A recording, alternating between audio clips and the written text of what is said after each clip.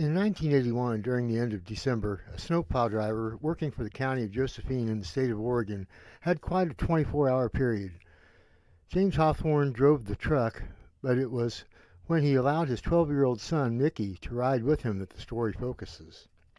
The reason the story has been kept secret for so long was because of the policy for not allowing riders with the snowplows. James was breaking the rules by allowing his son to ride with him, but understand things were not like they are today, back then. In those days, you could get away with little things like letting your kids ride with you. He didn't see anything wrong with it, spending some time with his boy. School was out, so it wasn't like he was missing any classes. James considered it a great chance to bond with his son, who would soon be lost to rock and roll and girls. James was assigned to keep the roads clear on Interstate 5, which runs along the interior of the coast from Los Angeles up through Washington State. His particular stretch of the highway ran from Grants Pass, Oregon to Canyonville, Oregon. Along that stretch, there are mountains which rise high above the highway, and there are spots which are far below it. In some breathtaking views, and expect your ears to pop a few times between the two aforementioned destinations, which helps explain the importance of keeping the roads clear of snow as much as possible. Along the stretch, they are prone to some bad spots, but if the plows stay on it, the roads stay passable. The exception being if there is a wreck, which oftentimes shuts down the highway due to the fact that so many spots are places which can become backed up quickly. Nothing good comes from having the highway backed up with traffic that isn't moving. It simply means the roads become impossible for the plows to keep cleared. One good thing when the roads got like this was all the many people needed for reasons to stay home. That took a lot of the traffic off the highway. It still was heavy with 18-wheelers, but those guys were pretty good about handling themselves around the snowplows. Most times they would settle for falling in behind the plow and following it for as far as it was going. Inside the cab of the snowplow, James had it warm. Mickey would ride along and hand over cups of hot soup or coffee, depending upon what James was in the mood. A third thermos was packed along, which held hot chocolate for Mickey to drink, which led to him needing to use the bathroom, so Dad pulled the plow over on the side of the road and waited for Mickey to hop out and do his business. Maybe a minute passed, and Mickey climbed back in the truck cab, and his dad had them on their way. Mickey stared out the side window and back behind them as they pulled away. His eyes were wide, and he was clearly frightened of something, which James noticed as they got down the road. Understand the day was overcast, spitting snow off and on, and add in the snow which was blowing around that was already on the ground, and it was a very gray day. The kind of day you couldn't see a long distance ahead or behind. It was like the clouds had come down to the level the highway was at, and the vehicles were passing through stretches where the clouds were very thick. Call it a fog if you prefer. James, after noticing how wide-eyed his son had become, started insisting he tell what had scared him. Mickey was very hesitant because, as he told his father what he saw, he knew he was crazy. James kept after him until he gave in and told his dad what he had saw. James was speechless.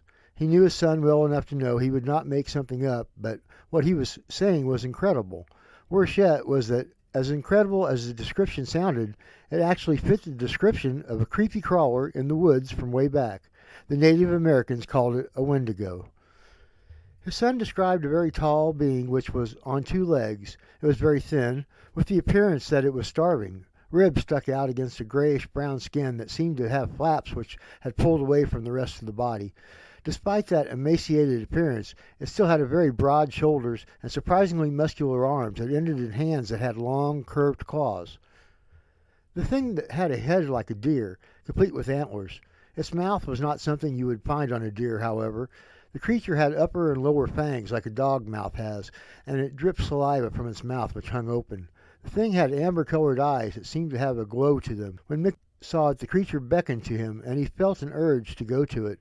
Perhaps it was the only strength of the bond with his father that allowed him to overcome that feeling to go to the creature. As they rode down the road, Mickey was left to ponder what might have happened to him if he had gave in to that urge to go to the creature. That wasn't where the story ends, however. The route required for James to plow entailed going from the exit just north of Grants Pass all the way to north to Canyonville. The spot where they had stopped was at one of the higher elevations. The two rode in the snowplow the rest of the way down to Canyonville, where they exited the highway and then got back on and headed south. As strange as it sounds, they had no trouble at all spotting the area along the side of the road on the opposite side of the highway, not because they could see where they had pulled over and then got back on the highway, but rather because something Mickey had felt. As they came upon the spot where they had stopped, Mickey began to feel that pull again. It was much more subtle this time, but it was still there. He mentioned it to his father, who replied they were okay as long as they didn't stop, which they were not about to do. James even waited for another snowplow to catch up to them so they had a backup right behind them.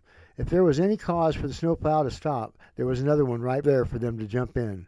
James wasn't taking any chances with his son, and this was all way too weird. Mickey noted the feeling of the pull was stronger on the side of the road where they had pulled over originally. He watched out the window, looking very hard for any sign of the creature which he had seen while taking the pee. There were many trees which might have been his Wendigo, but in the end he admitted they were probably just all trees. Whatever it was that he had seen was gone. That is, until they went past the same spot a third time. The third time they went past the spot where Mickey had climbed out of the snowplow to pee was the opposite of the charm. He saw it again. It was standing along the fence line which runs the length of the highway. The creature was on the far side of the fence. It was beckoning for him, and he felt the urge to go to it. Oddly, Mickey was unable to voice this to James as they drove past the site. He stayed silent, looking out the window directly at the thing that stood there on the far side of the fence. Mickey was quiet the whole way until they had climbed back on the highway and were going south again, which meant they had to go north past that site at least one more time. Mickey voiced his experience when they got off the highway and they were turning to get back on, going north. It was then he was able to speak. James was shocked he hadn't noticed there was something wrong, but he had just thought Mickey was just getting tired. Now that he knew why Mickey hadn't said anything for the last 3/4 of the trip around, he was faced with a real quandary. Bottom line was that he had to go back past that place one more time in order to get home. At that point, the day was almost done, and because the day had been so overcast and gray out of the gate, it was getting dark much sooner than normal. James took consolation in the fact he had now 2 other plows which were following his lead. If they had any trouble, he would have his son on one of the other plows and get it going on its way before even the devil would have had time to react. Onward the plows went for their last run of the day. Mickey was quiet, obviously afraid, but also a combination of curiosity and courage. He made sure he was seat-belted in very securely, so there was no chance he could somehow become brainwashed and decide to throw open the truck door and dive out. He even discussed the matter with his dad, so the old man would know it could grab him if he tried to open the passenger door. As odd as this all sounds, they took the matter very seriously, and it turned out it might have been good that they did take things so seriously. When they came upon the spot where they had stopped, there was something tall out just off the side of the road. Mickey was shocked to see it had come much closer to the road. He asked his father if he also saw the thing. James did in fact see it. As they passed the creature, it beckoned, and James reached over and took hold of his son's shirt, just in case he tried to leave the truck cab.